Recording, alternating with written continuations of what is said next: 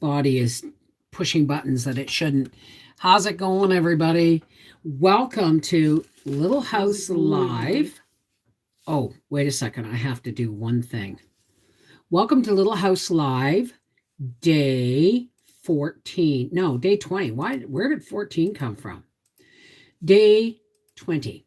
I almost said 14 again. Okay, let's go back. And go back to here, to the live. Sorry, folks. I keep forgetting that that YouTube now makes me turn on the monetization before the live stream. Used to be automatic, now it's not. So, all righty. Let me say hi before we get going. Hello, Dove Barnett, Jean Phillips, Lil Red White, Lisa Martin, c'est moi, really, Willie Wise Will. I swear you people make up these names just so I'll say them. Real Willie Wise Will and Sherry Leach. And anybody else who has not spoken. Hey, Jean, how are you, darling? Alexis Waller. Well, I'm really glad you enjoyed Goats, the Bootlegger's Horse, because Grandy's Gift is the next book. And I'm pretty sure you can buy it at the same place that on the link. But I'm going to be giving some away when they arrive. So, yeah. And yes, I'm going to be starting tomorrow. I'm going to start working on Anne of Windy Poplars. Okay, is that got everything kind of covered? All right, so Little House Live, day 12. Geez, where are these numbers coming from? It's not even, I'm not even looking at a number on a page that is 12. So where did that come from? All right, Little House Live, day 20. Oops, I almost forgot to change my glasses. And this is Farmer Boy, Chapter 19, Early Harvest.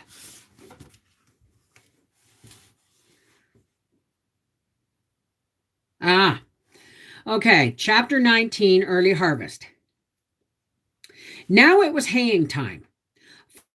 Father brought out the scythes, and Almanzo turned the grindstone with one hand and poured a little stream of water on it with the other hand, while Father held the steel edges delicately against the whirring stone. The water kept the scythes from getting too hot, while the stone ground their edges thin and sharp. When Almanzo went through the woods, Almanzo went through the woods to the little French cabins and told French Joe and Lazy John to come to work the next morning. As soon as the sun dried the dew on the meadows, Father and Joe and John began cutting the hay. They walked side by side, swinging their scythes into the tall grass, and plumed Timothy fell in great swaths, swish, swish, swish, with the scythes, while Almanzo and Pierre and Louis followed behind them, spreading out the heavy swaths with pitchforks so that they would dry evenly in the sunshine. The stubble was soft and cool under their bare feet. Birds flew up before the mowers. Now and then Birds flew up before the mowers. Now and then a rabbit jumped and bounded away. High up in the air the meadowlark sang. The sun grew hotter. The smell of the hay grew stronger and sweeter. Then waves of heat began to come up from the ground. Almanzo's brown arms burned browner, and sweat trickled on his forehead. The men stopped to put green leaves in the crowns of their hats, and so did the boys. For a little while the leaves were cool on the top of their heads. In the middle of the morning, Mother blew the dinner horn. Almanzo knew what that meant. He stuck his pitchfork in the ground and went running and skipping down across the meadows to the house. Mother met him on the back porch with the milk pail brimming full of cold eggnog. Eggnog was made of milk and cream with plenty of eggs and sugar. Its foamy top was freckled with spices, and pieces of ice floated in it. The sides of the pail were misty with cold. Almanzo trudged slowly toward the hayfield with the heavy pail and a dipper. He thought to himself that the pail was too full. He might spill some of the eggnog. Mother said waste was sinful. He was sure it would be sinful to waste a drop of that eggnog. He should do something about it to save it. He should do something to save it. So he set down the pail and he dipped the dipper full and he drank. The cold eggnog slid smoothly down his throat and it made him cool inside. When he reached the hayfield, everyone stopped work. They stood in the shade of an oak and pushed back their hats and passed the dipper from hand to hand till all the eggnog was gone. Almanzo drank his full share. The breeze seemed cool now, and Lazy John said, wiping the foam from his mustache, "Ah, that puts a heart into a man." Now the men whetted their scythes, making the wet stones ring gaily on the steel blades, and they went back to work with a will.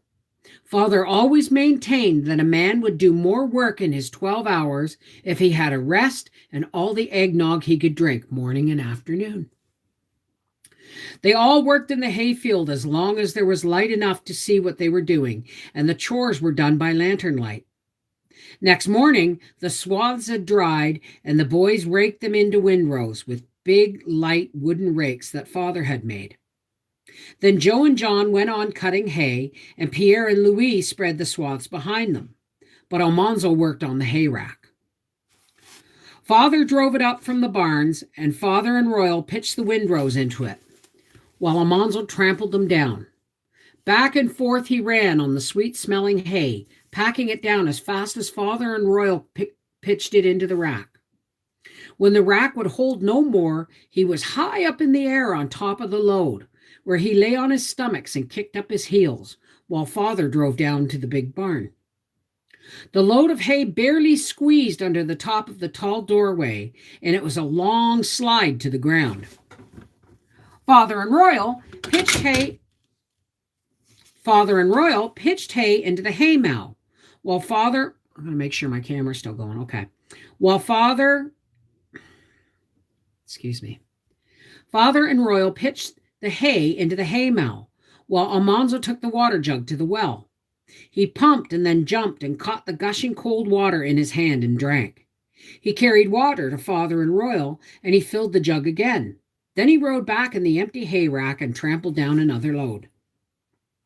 Almanzo liked haying time. From dawn till long after dark, every day he was busy, always doing different things. It was like play, and morning and afternoon there was the cold eggnog. But after 3 weeks of after 3 weeks of making hay, all the hay mows were crammed to bursting and the meadows were bare. Then the rush of harvest time came. The oats were ripe, standing thick and tall and yellow. The wheat was golden, darker than the oats. The beans were ripe, and the pumpkins and carrots and turnips and potatoes were ready to gather. There was no rest and no play for anyone now. They all worked from candlelight to candlelight. Mother and the girls were making cucumber pickles, green tomato pickles, and watermelon rind pickles. And they were drying corn and apples and making preserves. Everything must be saved, nothing wasted of all the summer's bounty. Even the apple cores were saved for making vinegar. And a bundle of oat straw was soaking in a tub on the back porch.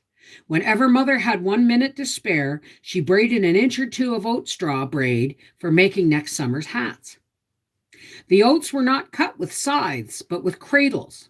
Cradles had blades like scythes, but they also had long wooden teeth that caught on the stalks and held them. When they had enough for a bundle, Joe and John slid the stalks off in neat piles. Father and Royal and Almanzo followed behind, binding them into sheaves.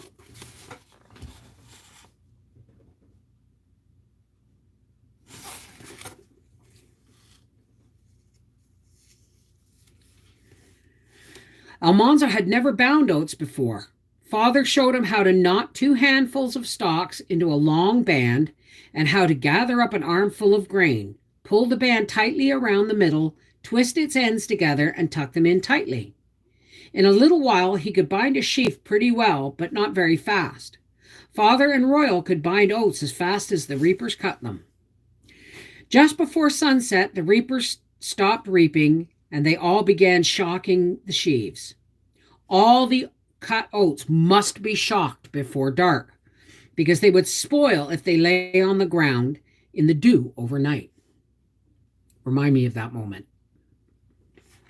Almanzo could shock oats as well as anybody. He stood 10 sheaves up on their stem ends, close together with all the heads of grain spread apart. Then he set 2 more sheaves on top and spread out their stems to make a roof over the 10 sheaves.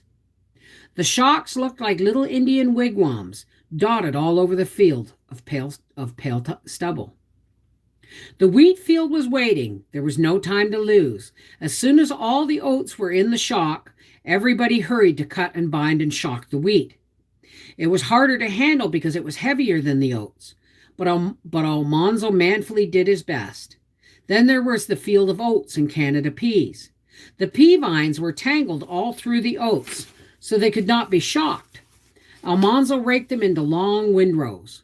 Already it was high time to pull the navy beans. Alice had to help with them. Father hauled the bean stakes to the field and set them up, driving them into the ground with a maul.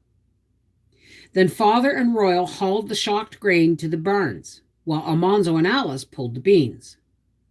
First, they laid rocks all around the bean stakes to keep the beans off the ground. Then they pulled up the beans. With both hands, they pulled till their hands could hold no more. They carried the beans to the stakes and laid the roots against them, spreading the long vines out on the rocks.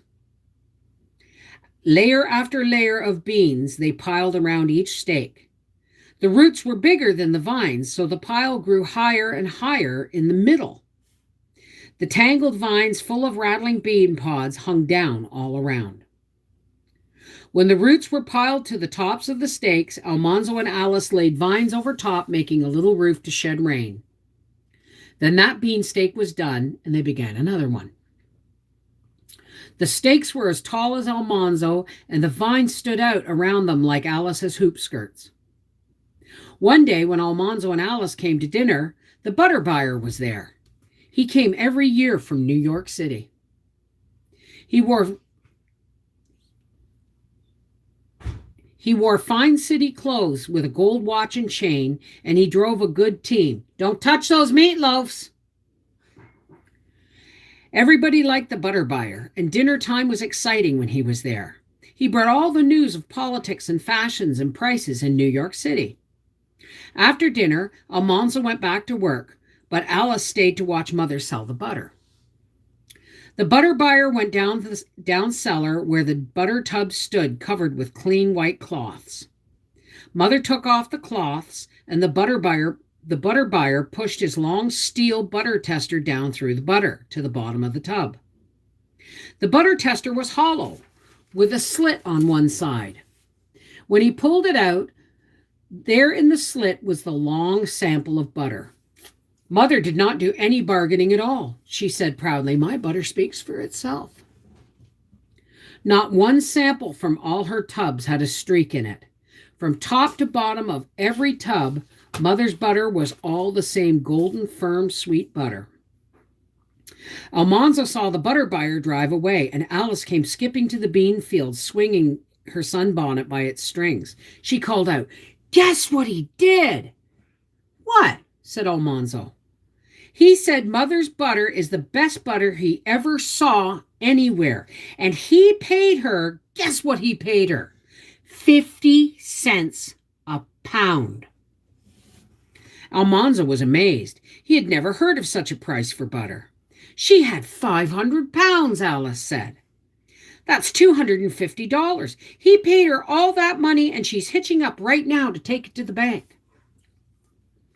In a little while, Mother drove away in her second-best bonnet and black bombazine. She was going to town in the afternoon on a weekday at harvest time.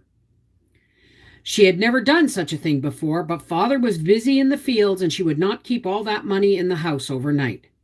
Almanzo was proud.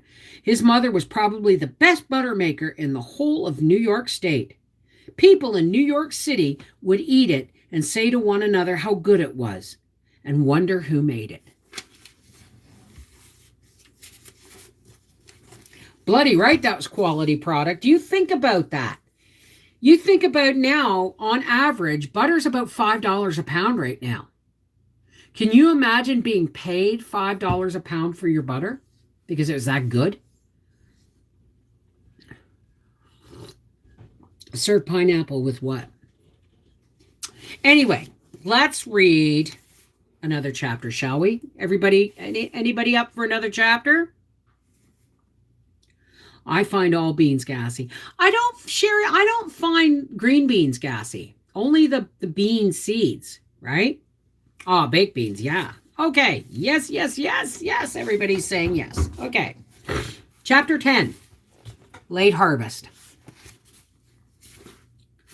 And you know what? We just may go all hog out here and do the county fair too, because they all kind of go together. So chapter 20, late harvest. Now the moon shone round and yellow over the fields at night, and there was a frosty chill in the air. All the corn was cut and stood in tall shocks. The moon cast their black shadows on the ground, where the pumpkins lay naked above their withered leaves. Almanzo's milk-fed pumpkin was enormous. He cut it carefully from the vine, but he could not lift it. He could not even roll it over. Father lifted it into the wagon and carefully hauled it to the barn and laid it on some hay to wait till the county fair. All the other pumpkins Almanzo rolled into piles, and Father hauled them to the barns. The best ones were put in the cellar to make pumpkin pies, and the rest were piled on the south barn floor. Every night, Almanzo cut up some of them with a hatchet and fed them to the cows and calves and oxen. These were really well-fed animals. The apples were ripe. Almanzo and Royal and Father set ladders against the trees and climbed into the leafy tops. They picked every perfect apple carefully and laid it in a basket. Father drove the wagon full of baskets slowly to the house, and Almanzo helped carry the baskets down cellar and lay the apples carefully in the apple bins. They didn't bruise one apple, for a bruised apple will rot, and one rotten apple will spoil the whole bin. The cellar began to have its winter smell of apples and preserves. Mother's milk pans had been moved upstairs to the pantry till spring came again. After all the perfect apples had been picked, Almanzo and Royal could shake the trees. That was fun. They shook the trees with all their might, and the apples came rattling down like hail. They picked them up and shooed them into the wagon. They were only cider apples. Almanzo took a bite out of one whenever he wanted to. Now it was time to gather the garden stuff. Father hauled the apples away to the cider mill, but Almanzo had to stay at home, pulling beets and turnips and parsnips and carrying them down cellar. He pulled the onions, and Alice braided their dry tops into long braids. The round onions hung thick on both sides of the braids, and Mother hung them in the attic. Almanzo pulled the pepper plants, while Alice threaded her darning needle and strung the red peppers like beads on a string. They were hung up beside the onions. Father came back that night with 2 big hogsheads of cider. He rolled them down cellar. There was plenty of cider to last till next apple harvest. Next morning, a cold wind was blowing, and storm clouds were rolling up against a gray sky. Father looked worried. The carrots and potatoes must be dug in quickly. Almanzo put on his socks and moccasins, his cap and coat and mittens, and Alice put on her hood and shawl. She was going to help. Father hitched Bess and Beauty to the plow and turned a furrow away from each side of the long rows of carrots. That left the carrots standing in a thin ridge of earth so that they were easy to pull. Almanzo and Alice pulled them as fast as they could, and Royal cut off the feathery tops and threw the carrots in the wagon. Father hauled them to the house and shoveled them down a chute into the carrot bins in the cellar. The little red seeds that Almanzo and Alice had planted had grown into 200 bushels of carrots. Mother could cook all she wanted, and the horses and cows could eat raw carrots all winter. Lazy John came to help with the potato digging. Father and John dug the potatoes with hoes while Alice and Almanzo picked them up. and put them in baskets and emptied the baskets into a wagon. Royal left an empty wagon in the field while he hauled the full one to the house and shoveled the potatoes through the cellar window into the potato bins. Almanzo and Alice hurried to fill the empty wagon while he was gone. They hardly stopped at noon to eat. They worked at night until it was too dark to see. If they didn't get the potatoes into the cellar before the ground froze, all the year's work in the potato field would be lost. Father would have to buy potatoes. I never saw such weather for the time of year, Father said. Early in the morning before the sun rose, there was hard work. They were hard at work again. The sun did not rise at all. Thick gray clouds hung low overhead. The ground was cold and the potatoes were cold and sharp. And a sharp cold wind blew gritty dust into Almanzo's eyes. He and Alice were sleepy. They tried to hurry, but their fingers were so cold that they fumbled and dropped potatoes. Alice said, "My nose is so cold. We have ear muffs. Why can't we have nose muffs?" Almanzo told Father that they were cold, and Father told him, "Get a hustle on, son. Exercise will keep you warm." They tried, but they were too cold to hustle very fast. The next time Father came digging near them, he said, "Make a bonfire of the dry potato tops, Almanzo. That'll warm you." So Alice and Almanzo gathered an enormous pile of potato tops. Father gave Almanzo a match, and he lighted the bonfire. The little flame grabbed a dry leaf, and then it ran eagerly up a stem, and it crackled and spread and rushed, roaring into the air. It seemed to make the whole field warmer. For a long time they all worked busily. Whenever Almanzo was too cold, he ran and piled more potato tops on the fire. Alice held out her grubby hands to warm them, and the fire shone on her face like sunshine. "I'm hungry," Almanzo said. "So be I," said Alice. "It must be almost dinner time."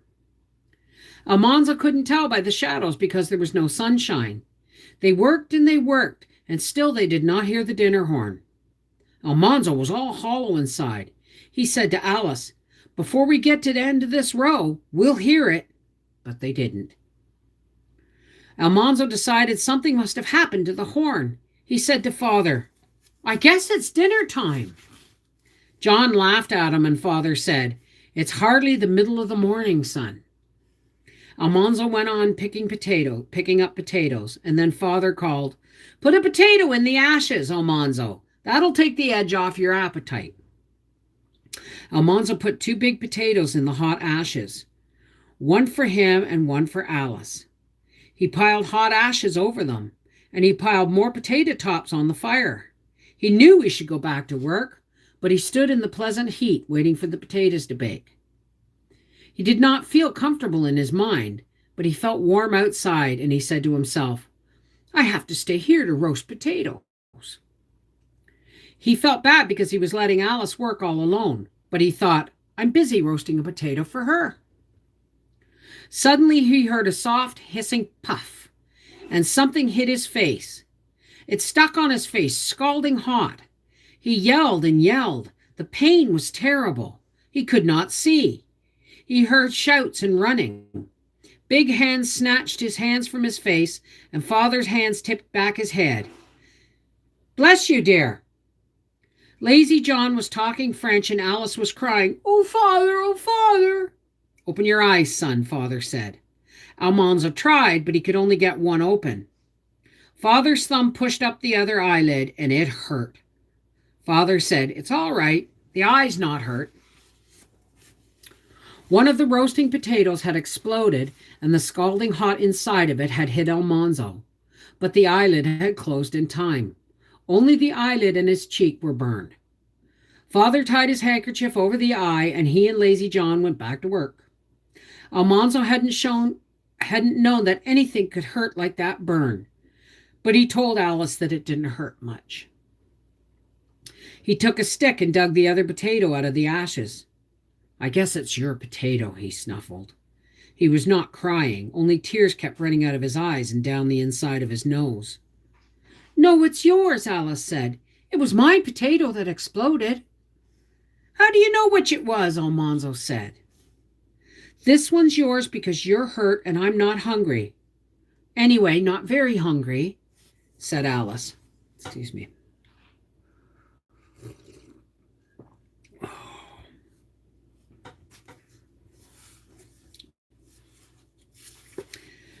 You're as hungry as I be, Almanzo said. He could not bear to be selfish any more. You eat half, he told Alice, and I'll eat half.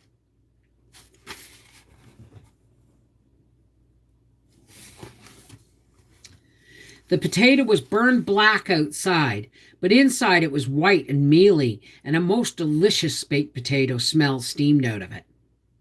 Then they let it cool a little, and then they gnawed the inside out of the black crust, and it was the best potato they had ever eaten. They felt better and went back to work. Almanzo's face blistered, and his eye was swelled shut, but Mother put a poultice on it at noon and another at night, and next day it did not hurt so much. Just after dark on the third day, he and Alice followed the last load of potatoes to the house. The weather was growing colder every minute. Father shoveled the potatoes into the cellar by lantern light, while Royal and Almanzo did all the chores. They had barely saved the potatoes. That night, the ground froze. A miss is as good as a mile, Mother said, but Father shook his head. Too close to suit me. Next thing will be snow. We'll have to hustle to get the beans and the corn under cover. He put the hay rack on the wagon, and Royal and Almanzo helped him haul the beans. They pulled up the beanstakes and laid them in the wagon, beans and all. They worked carefully, for a jar would shake the beans out of the dry pods and waste them. When they had piled all the beans on the south barn floor, they hauled in the shocks of corn. The crops had been so good that even Father's great barn roofs could not shelter all the harvest. Several loads of corn shocks had to be put out in the barnyard, and Father made a fence around them to keep them safe from the young cattle. All the harvest was in now. Cellar and attic and barns were stuffed to bursting. Plenty of food and plenty of feed for all the stock was stored away for the winter. Everyone could stop working for a while and have a good time at the county fair. Yes? No? Maybe so?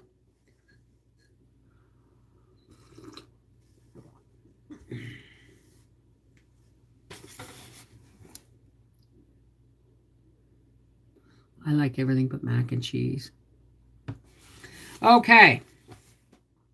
Do we want chapter 21, the county fair? Anybody? No? Okay. Pork blood soup. Okay. I used to eat blood pudding, right? You know what? It seems like my screen is frozen, so let me turn the chat on. Oh, yeah, okay. Sorry, my chat is just my chat on my computer top stopped. So I thought nobody was answering me. Okay. Chapter 21, last chapter today, County Fair.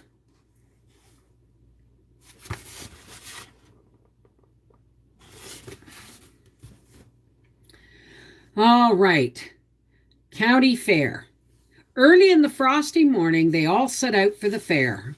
All of them were dressed up in their Sunday clothes except Mother.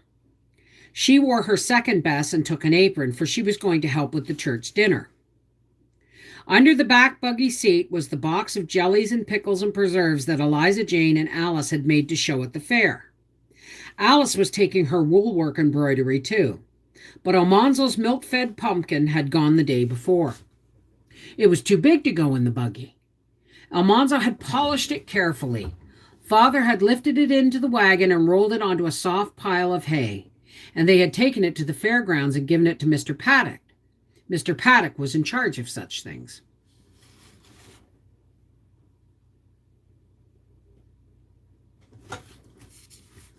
This morning the roads were lively with people driving to the fair, and in Malone the crowds were thicker than they had been on in on Independence Day. All around the fairgrounds were acres of wagons and buggies, and people were clustered like flies. Flags were flying and the band was playing. Mother and Royal and the girls got out of the buggy at the fairgrounds, but Almanzo rode on with Father to the church sheds and helped him unhitch the horses.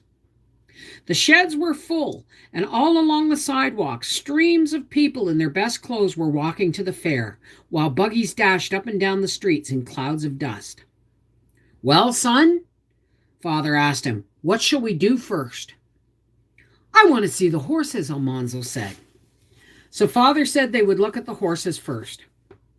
The sun was high now, and the day was clear and pleasantly warm. Streams of people were pouring into the fairgrounds, with a great noise of talking and walking, and the band was playing gaily. Buggies were coming and going. Men stopped to speak to Father, and boys were everywhere. Frank went by with some of the town boys, and Almanzo saw Miles Lewis and Aaron Webb, but he stayed with Father. They went slowly past the tall back of the grandstand and past the low, long church building. This was not the church, but a church kitchen and dining room at the fairgrounds. A noise of dishes and rattling pans and a chatter of women's voices came out of it.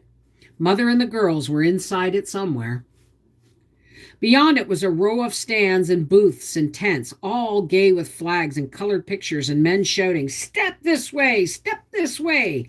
Only 10 cents, 1 dime, the 10th of a dollar. Oranges, oranges, sweet Florida oranges. Cures all ills of man and beast. Prizes for all, prizes for all. Last call, boys, put down your money. Step back, don't crowd." One stand was a forest of striped black and white canes. If you could throw a ring over a cane, the man would give it to you. There were piles of oranges and trays of gingerbread and tubs of pink lemonade. There was a man in a tailcoat with a tall shining hat who put a pea under a shell and then paid money to any man who could tell him where the pea was. "I know where it is, Father," Almanzo said. "Be you sure?" Father asked. "Yes," Almanzo said, pointing, "under that one." "Well, son, we'll wait and see." Father said. Just then a man pushed through the crowd and laid down a $5 bill beside the shells. There were 3 shells. The man pointed to the same shell that Almanzo had pointed at.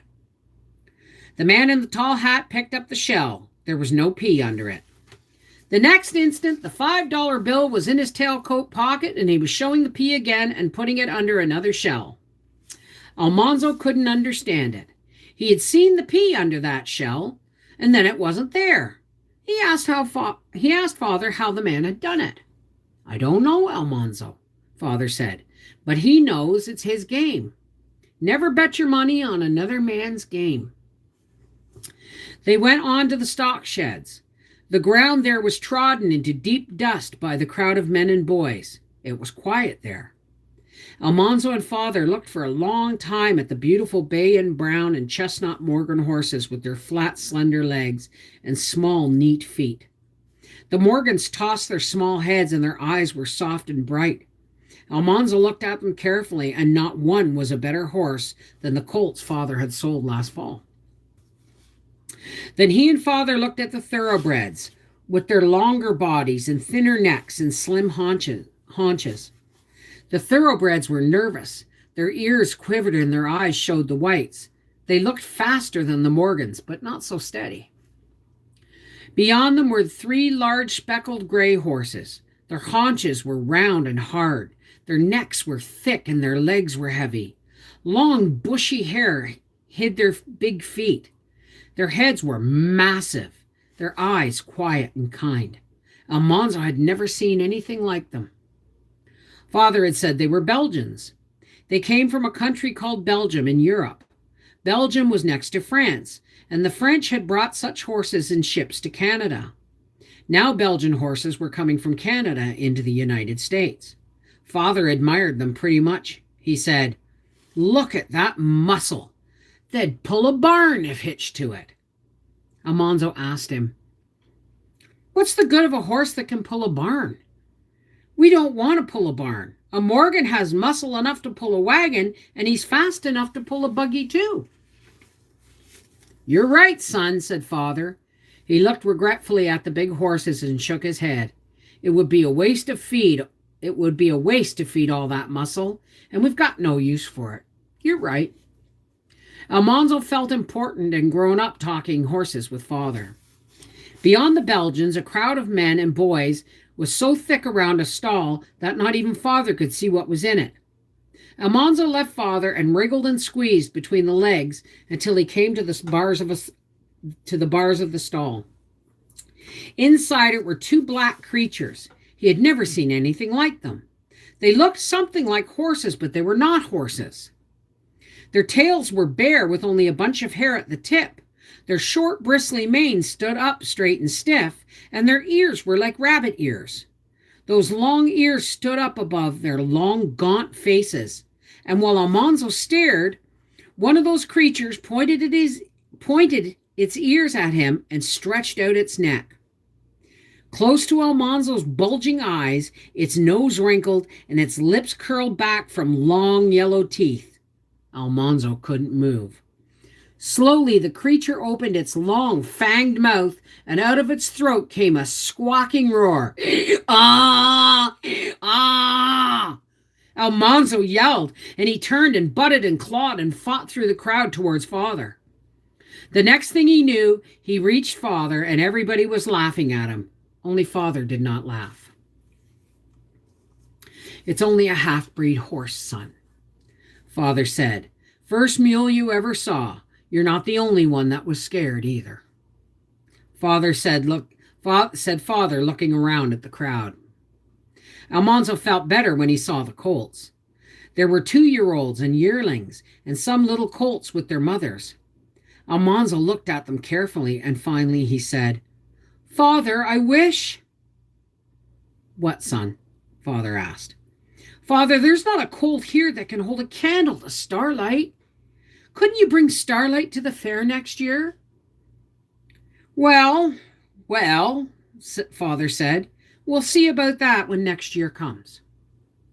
They looked at the cattle. There were fawn-colored Guernseys and Jerseys that come from the islands named Guernsey and Jersey, near the coast of France. They looked at the bright red Devons and the gray Durhams that come from England. They looked at the young steers and yearlings, and some were finer than Star and Bright. They looked at the sturdy, powerful yoke oxen. All the time, Almanzo was thinking that if only father would bring Starlight to the fair, Starlight would be sure to take a prize. They looked at the big Chester white hogs and the smoother, small black Berkshire hogs. Almanzo's pig Lucy was a Chester white, but he decided someday he would like to have a Berkshire too. They looked at the merino sheep like father's with their wrinkled skins and short, fine wool, and they looked at the larger Cotswold sheep whose wool was longer but coarse. Father was satisfied with his merinos, and he would rather raise less wool of finer quality for mother to weave. By this time it was noon, and Almanzo had not seen his pumpkin yet, but he was hungry, so they went to dinner. The church dining room was already crowded. Every place at the long table was taken, and Eliza Jane and Alice were hurrying with other girls who were bringing loaded plates from the kitchen. All the delicious smells made Almanzo's mouth water. Father went into the kitchen, and so did Almanzo. It was full of women hurriedly slicing boiled hams and roasts of beef, and carving roast chickens and dishing up vegetables. Mother opened the oven of the huge cook stove and took out roasted turkeys and ducks. 3 barrels stood by the wall, and long iron pipes went into them from a cauldron of boiling water on the stove. Steam puffed from every crevice of the barrels. Father pried off the cover from one barrel, and clouds of steam came out. Almanzo looked into the barrel, and it was full of steaming potatoes in their clean brown skins. The skins broke when the air struck them and curled back from the mealy insides. All around Almanzo were cakes and pies of every kind, and he was so hungry he could have eaten them all, but he dared not touch a crumb. At last he and father got places at the long table in the dining room. Everybody was merry, talking and laughing, but Almanzo simply ate. He ate ham and chicken and turkey and dressing and cranberry jelly. He ate potatoes and gravy succotash, baked gravy and succotash, baked beans and boiled beans and onions, white bread and rye Injun bread and sweet pickles and jams and preserves. Then he drew a long breath and he ate pie. When he began to eat pie, he wished he'd eaten nothing else. He ate a piece of pumpkin pie and a piece of custard pie, and he ate almost a piece of vinegar pie. He tried a piece of mince pie but could not finish it. He just couldn't do it. There were berry pies and cream pies and vinegar pies and raisin pies, but he could not eat any more. He was glad to sit down with Father in the grandstand. They watched the trotting horses flashing by, warming up for the races. Little puffs of dust rose in the sunshine behind the fast sulkies. Royal was with the big boys down at the edge of the track with the men who were betting on the races. Father said it was all right to bet on races, if you wanted to. You get a run for your money. You get a run for your money, he said, but I would rather get something more substantial for mine. The grandstand filled up till people were packed in all the tiers of seats. The light sulkies were lined up in a row, and the horses tossed their heads and pawed the ground, eager to start.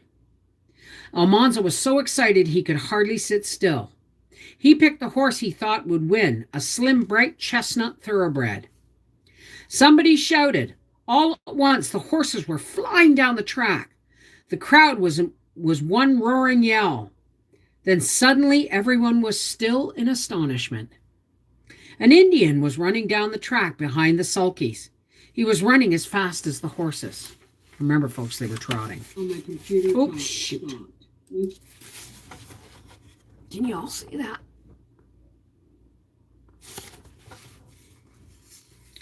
Everybody began to shout, "He can do it! $2, he'll keep up! The bay, come on! $3 on the Indian! Watch the chestnut! Look at the Indian!" The dust was blowing on the other side of the track. The horses were flying, stretched out above the ground. All the crowd was up on the benches, yelling. Almanzo yelled and yelled. Down the track, the horses came pounding. Come on, the bay!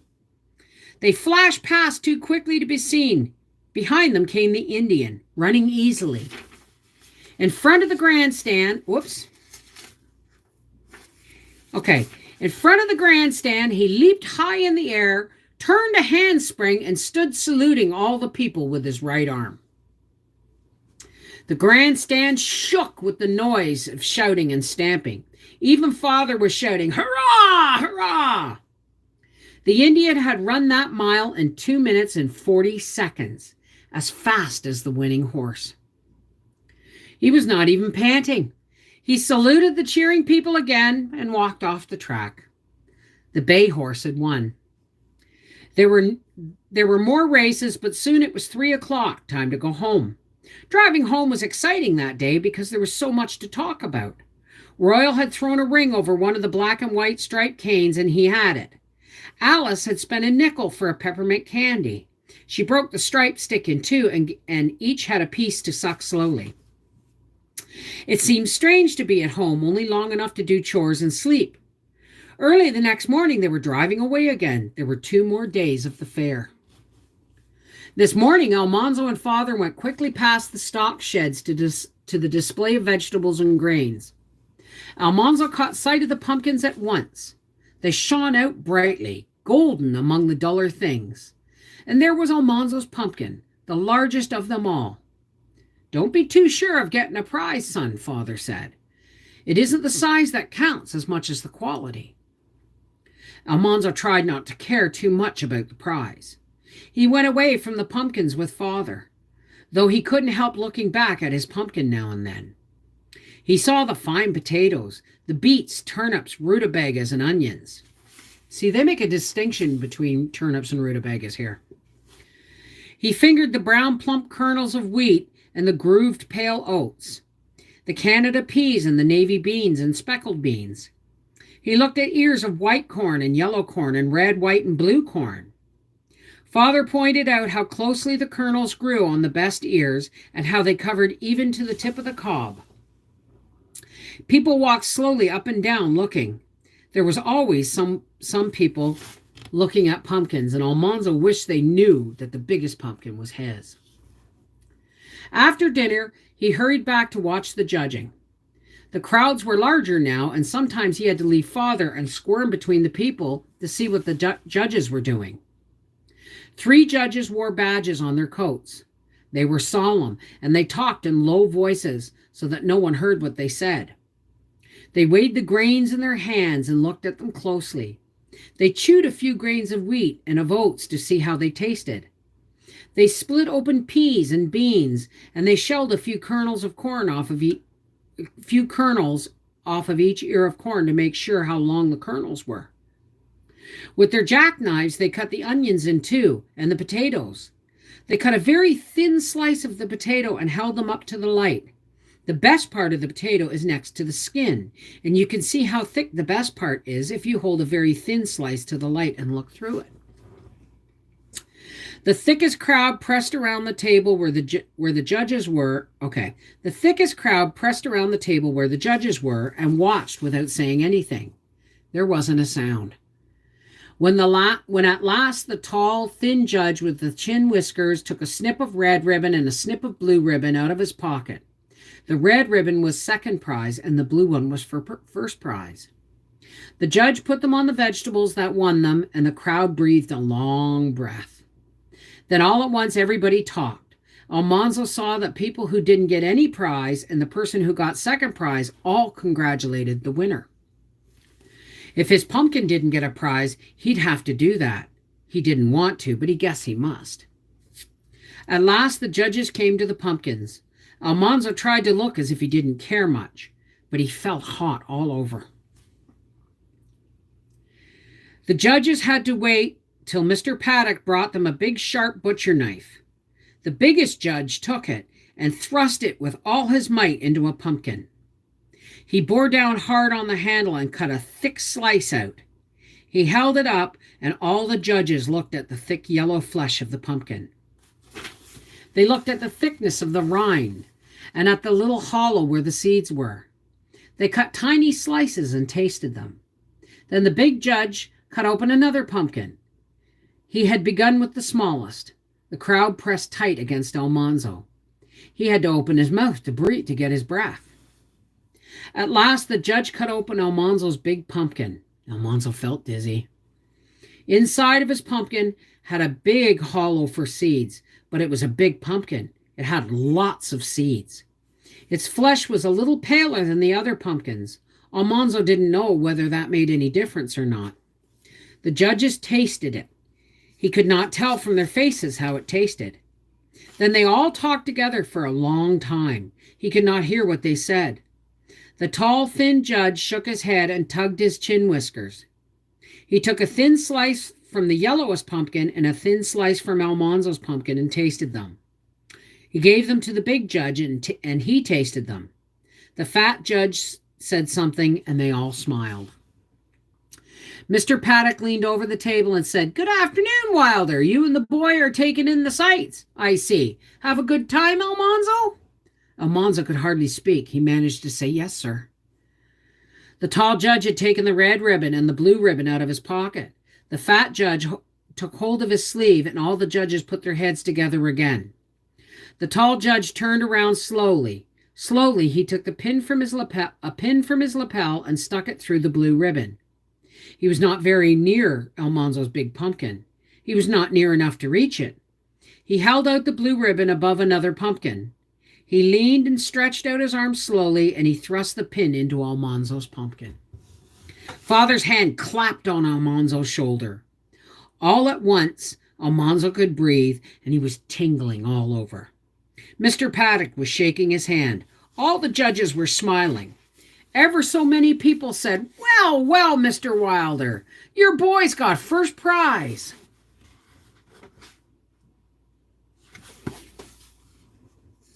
Mr. Webb said, "That's a fine pumpkin, Almanzo. Don't know as I ever saw finer." Mr. Paddock said, "I never saw a pumpkin that beat it for size. How do you raise such a big pumpkin, Almanzo?" Suddenly everything seemed big and very still. Almanzo felt cold and small and scared. He hadn't thought before that maybe it wasn't fair to get a prize for a milk-fed pumpkin. Maybe the prize was for raising pumpkins in the ordinary way. Maybe if he told, they'd take the prize away from him. That they might think he had tried to cheat. He looked at Father, but Father's face didn't tell him what to do.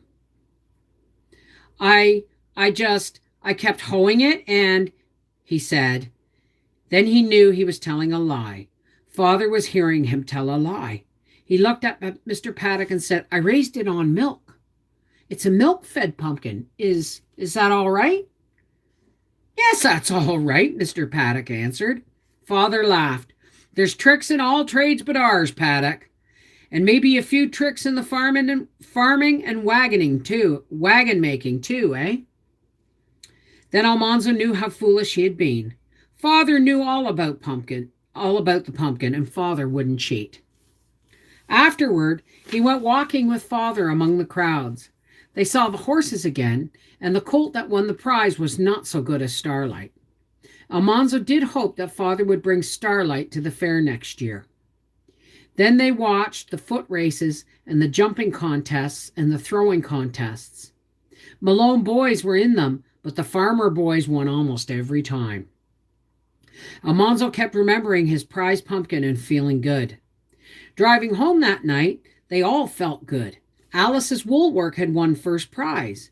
Eliza Jane had a red ribbon and Alice a blue ribbon for jellies. Father said the Wilder family had done itself proud that day. There was another day of the fair, but it wasn't so much fun. Almanzo was tired of having a good time. 3 days of it were too much. It didn't seem right to be dressed up again and leaving the farm. He felt unsettled as he did at house cleaning time. He was glad when the fair was over and everything could go on as usual. So, hard work. Did you notice that the difference between Almanzo's upbringing and Laura's in the wealth? The wealth. Like, you know, they would put $500. She put $250 in the bank that she made on her butter. Okay? And he put $500 or in selling horses and potatoes and stuff. And still, they had all their own grain for flour, all their own oats for flour and horses. They had the oats and Canadian peas for the pigs. They had carrots and pumpkins in the bins in the barn and in the bins at home. Turnips and carrots and all that stuff got cut up and fed to the livestock. Their livestock ate better than Laura did most years. They were really wealthy people. And I think that kind of threw them off when it came to Laura and Almanzo being together. They had similar upbringings when it came to how to raise stuff and grow and do your own, look after your own. But it was how, can you imagine what Laura's parents would have been like if they had stayed in one place and just kept building on? Right? Yes, they all worked very, very hard. Let me just do this here because I think my chat went. Pa Ingalls was a wanderer, right? And Caroline Ingalls came from wealth herself, right? So, I mean, but you look at Almanzo's parents, and they did everything. She wove their wool cloth and their full cloth and their wool. She did all their knitting, all their clothing making, except for the dresses and stuff. They had a finer cloth and Father's Sunday suit and stuff like that. But she didn't just make their clothes. She made the cloth. They raised the sheep. I mean, those people were bloody industrious, and they always put money in the bank, right? How often did you see them spending money? I mean, Almanzo asked for a nickel, got a common sense lecture, and then $50. And he absolutely knew what he was getting. So, making all their own stuff. Yes, Almanzo and Laura did struggle. But Almanzo came from a family where he always had money in the bank, right? Laura came from a family that never probably saw more than $100 cash money in any one time in a year, right? So, I mean, it changed, right? And Laura was like, well, let Almanzo deal with the money. That's his lookout, right?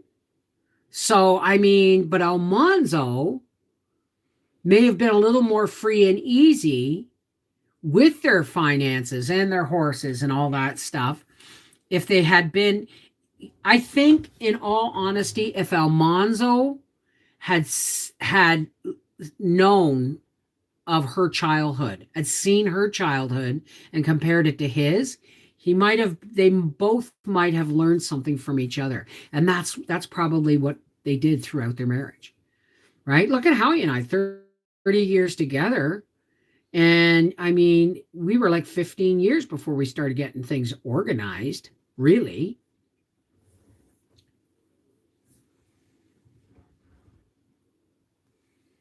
When Laura Ma, grandparent, is born in Scotland and is wealthy. Yeah. Yeah. They're. So, I mean, it's a lot about how you're taught, too, right? I mean, Laura didn't come from money, Almanzo did. Now, we're not talking Southern Belle money, but we are talking, money in the bank every year. I mean, shit, they put money in the bank back then that I'd be lucky to have in my savings account right now. You know what I mean? Times have changed, we were happy 20 years, 30 years ago with little greasy, or 40 years ago with little greasy bits of paper and called it money. Now everything's plastic, Hard worked for money, absolutely. Anyway, this is Beverly Wolfe from Reading with Beverly Wolfe, and we'll see you next Saturday at 4 p.m. for day 21, chapter 22, Fall of the Year. And remember, after this, it's Little House on the Prairie, where they go to Indian Territory. And we will get back into the more fact-checking stuff, right? All right. Listen, we'll see you next Saturday for day 21 of Little House Live. And we're reading Farmer Boy. All right. Take care. God bless. I got to go make supper. I love you guys.